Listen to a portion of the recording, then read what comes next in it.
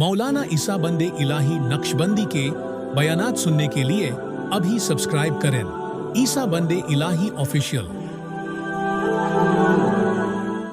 नबी करीम जनाब सरकार दो आलम सल्लल्लाहु अलैहि वसल्लम के दौर में मक्कतुल मुकर्रमा के अंदर हालात बहुत संगीन थे।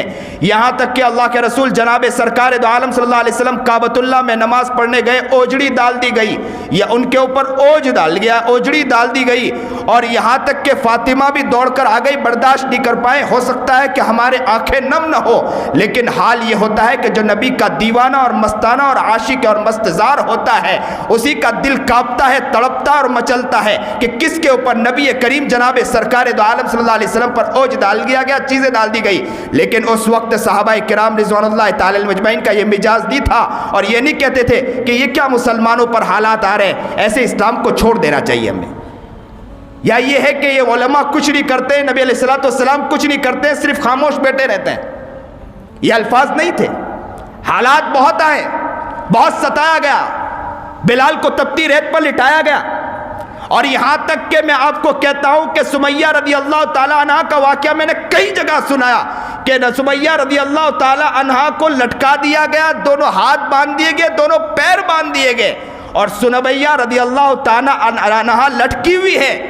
और यह हाल था कि खोद की कड़ियां पिना दी गई और वो इतना गर्म धूप, दोपहर का वक्त था, धूप की वजह से तप रहा था और बदन अंदर से झुलस रहा था सुमैया का, आंखों से आंसू बह रहे थे और कुफ्फारे मक्का सामने बैठकर हंस रहे थे सुमैया को देखकर। सुमैया आंखों से आंसू बहा रही थी और यहाँ पर कुफ्फारे मक्का हंस रहे थे, सुमैया के आंखों से आंसू निकल रहे थे और वो कहे लगा रहे थे और सुमैया बिचारी मजलूम थी और तड़प रही थी और सुमैया तो लटकी हुई थी, दोनों हाथ बंधे थे, दोनों पैर बंधे हुए थे। आका नामदार जनाब सरकार दो आलम सल्लल्लाहु अलैहि वसल्लम का वहां से गुजर हुआ।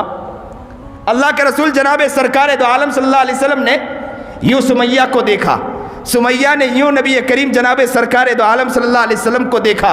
सुमैया के आंखों में आंसू थे और नबी करीम जनाब सरकार दो आलम सल्लल्लाहु अलैहि वसल्लम ने सुमैया को देखा और क्या कहा सुमैया को ये कहा, सुमैया सब्र कर लेना, इसके बाद तेरे लिए जन्नत है, सब्र कर लेना, इसके बाद तेरे लिए जन्नत है। मुसलमानों ज़रा बतलाओ, अगर हमारे उलमा सिर्फ ये कह दे कि मुसलमानों सब्र कर लेना, मेहनत कर लेना, कोशिश कर लेना, आगे तुम्हारे लिए कामयाबी है, तो क्या कहेंगे? मौलवी लोग तो बोलकर चले जाते हैं, घर में जाकर आराम से बैठ जाते हैं, पिसना तो हमें, मिटना तो हमें है और हालात में तो हमें गिनना, ये तो गाड़ियों में आते चले जाते हैं। अगर हम नबी करीम जनाब सरकार दो आलम सल्लल्लाहु अलैहि वसल्लम के ज़माने में भी होते तो यही अल्फाज निकालते। क्योंकि बतलाओ, गज़वे बदर का मामला था, नबी करीम जनाब सरकार दो आलम सल्लल्लाहु अलैहि वसल्लम कहाँ थे? नबी करीम जनाब सरकार दो आलम सल्लल्लाहु अलैहि वसल्लम के एक वो बना दिया गया था और वहाँ पर नबी अलैहिस्सलाम दुआ फरमा रहे थे और सहाबा क्या कर रहे थे? मैदान जंग में थे और नबी करीम जनाब सरकार दो आलम सल्लल्लाहु अलैहि वसल्लम क्या कर रहे थे? दुआ फरमा रहे थे। तो हम होते तो क्या कहते? हमें तो जंग में निकाल दिया, खुद बैठे हुए अंदर दुआ कर रहे।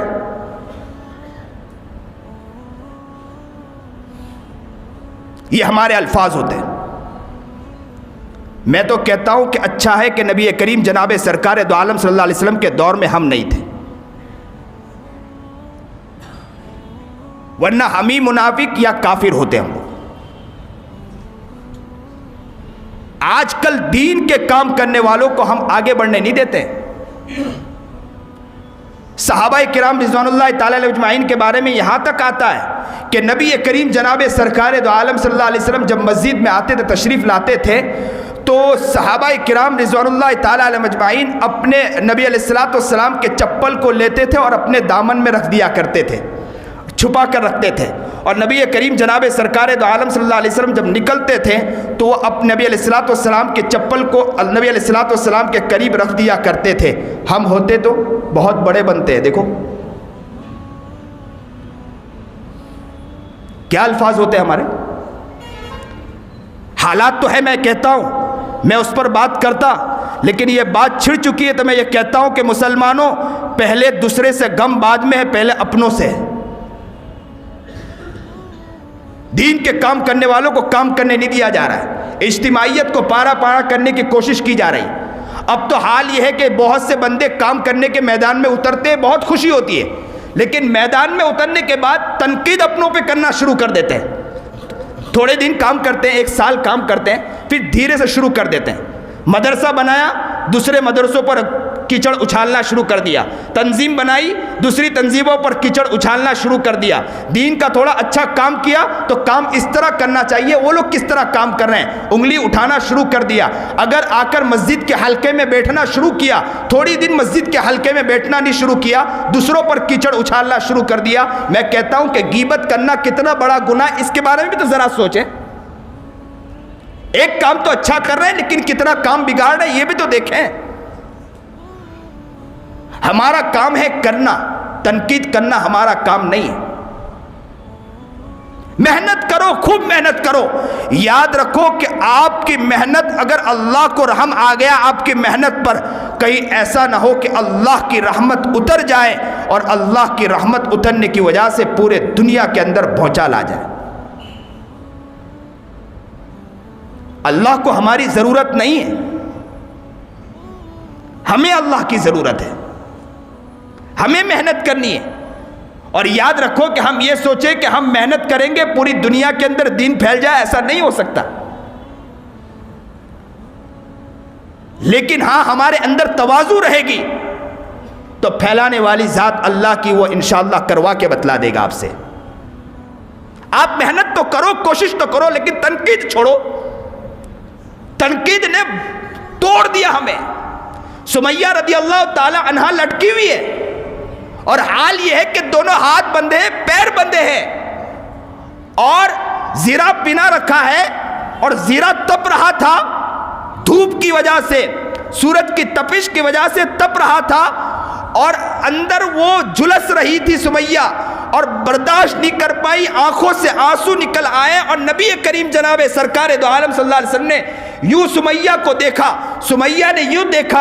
اللہ کے رسول جناب سرکار دو عالم صلی اللہ علیہ وسلم نے سمیہ سے کہا کہ صبر کر جانا، اس کے بعد تیرے لیے جنت ہے۔ سمیہ نے کہا میرے محمد، جناب سرکار دو عالم صلی اللہ علیہ وسلم نے فرما دیا کہ صبر کر جانا، اس کے بعد تیرے لیے جنت ہے۔ میں آقا نامدار جناب سرکار دو عالم صلی اللہ علیہ وسلم کی ادنا سا غلام ہوں، میں صبر کر جاؤں گی، کٹ جاؤں گی، مر جاؤں گی، لیکن نبی کریم جناب سرکار دو عالم صلی اللہ علیہ وسلم کے آگے اف تک نہیں کروں گی۔ یہاں تک کہ نبی علیہ السلام جناب سرکار دو عالم صلی اللہ علیہ وسلم نکلے اور نبی کریم جناب سرکار دو عالم صلی اللہ علیہ وسلم کی اس دیوانی کو، اس مستانی کو وہیں شہید کر دیا گیا۔